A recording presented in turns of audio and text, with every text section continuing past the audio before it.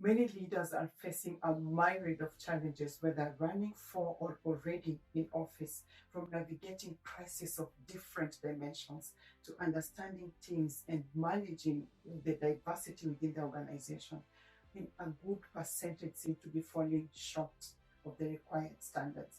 So in this video, we are going to look at Don Miguel Ruiz's book, The Four Agreements, to discuss a practical path that is going to help you to lead effectively, effortlessly, across the board and boost your resilience both at work and at home. You know, this book was introduced to me by my mentor, and it has grown to become one of my all-time favorites. Hello and welcome back to my channel. My name is Nancy Loncle. This is the place where I discuss all topics on matters leadership, professional growth, and career advancement. So if this is your very first time stopping by, kindly consider subscribing and pressing the bell, and you will be notified every time I post a new video along those lines. So the Four Agreements is rooted in ancient Toltec wisdom, and it presents four simple yet profound principles that are designed to give you freedom in and out of office. So we're just going to dive in right away with the very first principle, which is be impeccable with your word. Be impeccable with your word. This is a very critical component in leadership for building a foundation of trust and understanding. And it involves honesty, it involves clarity, it involves positive intent. Just think of the people who've in the past promised mountains only to deliver molehills, accompanied by a ton of excuses and even insults in between. Don Miguel argues that you should say only what you mean and use your words to build rather than to destroy. One can tell the difference between a team whose boss is big on criticism and one whose boss is big on praise. There's one team that is going to operate from a place of fear, and there's another that is going to operate from a place of trust. Words are that powerful enough to shape reality. And organizations can go through seasons of uncertainty where words and actions are not congruent, not consistent with the promises that the leaders made. Ask yourself, when was the last time you made a promise and honored your word? Your team members may not necessarily have the power to vote you into or out of office, but they will determine how sane you will stay and manage them. At the end of the day, your credibility counts. Just imagine applying for a promotion at work. You make all these promises on how you're going to serve on your new role, the positive changes that you're going to bring once trusted with your team of your own. Then, upon appointment, you experience selective amnesia. You're doing as you please. You're disregarding everybody else's opinion. You let your ego rule your days, and before you know it, your department is oozing of resistance, confusion, downright disappointment because your team is feeling frustrated by your incompetence, but they cannot take matters into their own hands and just unseat you from that role. So they're stuck with you or you're stuck with them. A leader who transparently communicates their vision and consistently acts on their promises is going to foster trust within their team. And the trick here is to just promise or even under promise, then over deliver. Leaders are expected to give their opinion. You want to equally be able to be on the receiving end, take constructive feedback, recognize achievements, boost morale, encourage that two-way engagement. You know, the push effect here is for you to exercise authentic leadership by being genuine and transparent in your communication. Let your decisions and actions be grounded in integrity. This brings us to the second agreement, which is do not take things personally. Don't take things personally. It takes a certain level of emotional intelligence to recognize that other people's actions and words are projections of their own reality and not a reflection of your worth. And as a leader, you want to always maintain composure, objectivity, reduce emotional reactions, and defensiveness. Some of these things are easier said than done, especially when you are in the face of criticism and conflict. For example, you ask your team to anonymously, the operative word here is anonymously, write their concerns and struggles as far as your leadership style is concerned. Then as you go through the feedback, you receive more criticism than what you had expected. And this pain now begins to feel physical. Instead of taking a step back to analyze the situation, look yourself in the mirror. You resort to witch hunting. You're looking for them to pay for the unkind feedback that you received. Emotional intelligence is going to help you to focus on addressing the concerns constructively without feeling personally attacked. That you were stung by a bee is not a reason enough for you to destroy all the beehives in the compound. Some of the comments may be stemming from your team members' personal struggles, hence the need for you to exercise empathy, practice empathy and support over defensiveness. Central to emotional intelligence is self-awareness and self-regulation, which are enhanced by not taking things personally. The plan is to remain compassionate and non-reactive.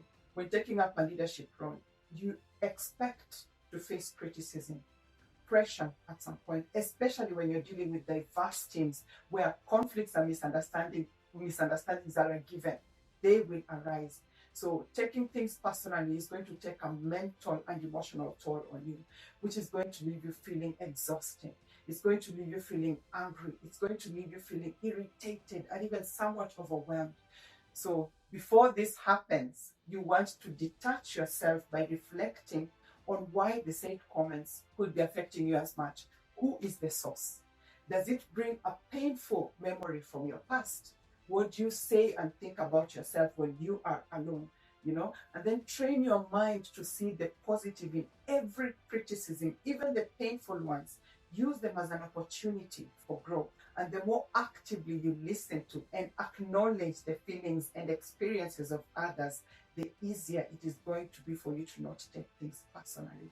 Just remind yourself, if you have to, that nothing others say or do is because of you. Then set out to understand that criticism has more to do with the pain of your critic and less to do with your ego. That way, your reaction is going to be oriented towards getting a solution. If you're still with me up until this point, I'd love to hear your thoughts, your takeaways, any light bulb moments that you're experiencing. Let's meet in the comment section, compare notes, and if there's anything that you're currently dealing with that I've addressed, I'd also love to read about it in the comments. This brings us to the third agreement. Do not make assumptions. Don't make assumptions. We once discussed in one of my previous videos that great leaders are good communicators. You want to foster an environment where questions are encouraged. Clarity is sought to prevent misunderstandings and conflicts. Making assumptions has the potential to create animosity between you and your team members by alienating those who disagree with your assumptions, with your train of thought. Problems are going to arise when you respond to situations with insufficient knowledge, especially when the emotions are already high up there. So put yourself in your team members' shoes, for example. This is an example. You're at one of your team members, then you set out on a company project. And then considering that you underperformed in the previous 2 or 3 assignments, your boss overlooks your contributions. And this is their way of minimizing expectations from you. They do not want to get disappointed, but you can see how they are relating and checking on you compared to your colleagues. You cannot help but feel judged. You're feeling underestimated. You're feeling underutilized. You're feeling overlooked. Your boss made a decision based on 2 previous outcomes and overlooked all the past successes.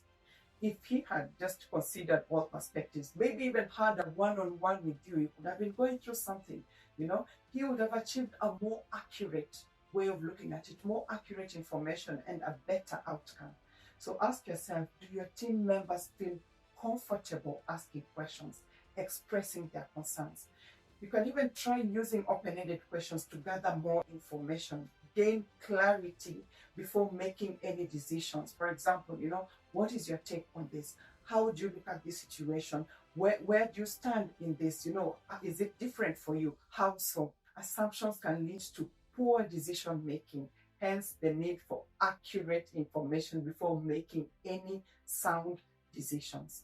And as a leader, ask yourself, are you guilty of drawing conclusions about your team members? This is very sensitive, based on their origins, personal tastes, beliefs, orientations, cultural backgrounds, physical appearance. They come from this place, so they definitely reason like this, or they look like this, so they must definitely act like this. If you can find courage to ask the right questions, encourage open dialogue where there's inclusion of diverse perspectives, you will noticeably avoid misunderstandings, sadness, drama. Everyone is going to feel seen, heard, considered. You want to be able to make informed, adaptive decisions, and this is going to require flexibility and responsiveness. The people skills that are going to help you to connect effectively with your team members. And also, you'll notice with the increase in remote and hybrid work, clear communication is critical in keeping your teams aligned. Just get comfortable documenting important discussions and any decisions that you make. Then follow up with everyone to ensure that you are all on the same page. Last but not least is the fourth agreement, which is always do your best. In leadership, you want to strive for excellence, but also know that your best can vary depending on prevailing circumstances like your health, your status, your environment, your evolving skill set. The litmus test here is to rate yourself based on your impact on your team. Do you bring out the best in them?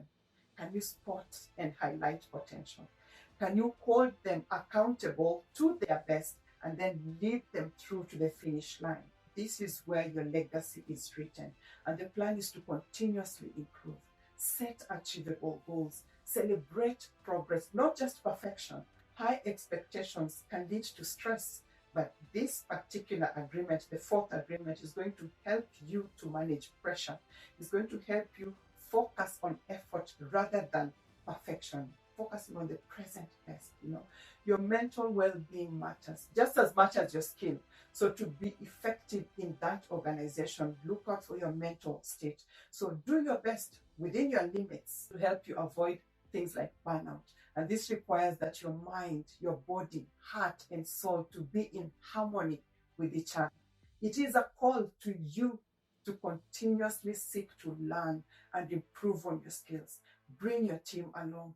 Take adequate rest. Exercise. The more time you take to improve on your skills, the better you're going to get. The less insecure you're going to be in bringing out the best in others around you. The focus is continuous improvement. Continuous improvement is going to reduce self-judgment, self-abuse, regret. And leaders who strive to do their best set an example for their teams, promoting a culture of excellence, a culture of growth. And you want to be able to navigate any rapid changes and uncertainties within the organization and then remain adaptable. So, having looked at the 4 agreements from Don Miguel, you're going to notice that these agreements are rooted in excellent people skills, which are going to help cement trust and foster a positive organizational culture. They equally align with the emphasis on emotional intelligence in leadership, which promotes self-awareness, self-regulation, and empathy. They encourage leaders to be genuine and true to themselves, fostering authenticity as they build emotional resilience. And they help leaders to adapt to change by focusing on doing their very best and not being overly reactive to external criticism or challenges. My take as Nancy: to incorporate these principles, stay true to your commitments. Practice empathy consciously. Get positively curious and build on your present best. The KPIs here are: keep people informed, keep people involved, keep people interested, and keep people inspired. If you enjoyed this video, and I really hope you did, please give it a thumbs up and subscribe to my channel. And if you feel like your people skills or your soft skills are standing in your way of giving your very best at work, it's standing in your way of getting promoted, this is a conversation that I'd love to have with you and just break that wall once and for all. Simply fill a spot in the calendar link below. I'll get in touch with you and we're just going to pick it from there. Thank you so much for your company, and I look forward to seeing you on the next one. Bye.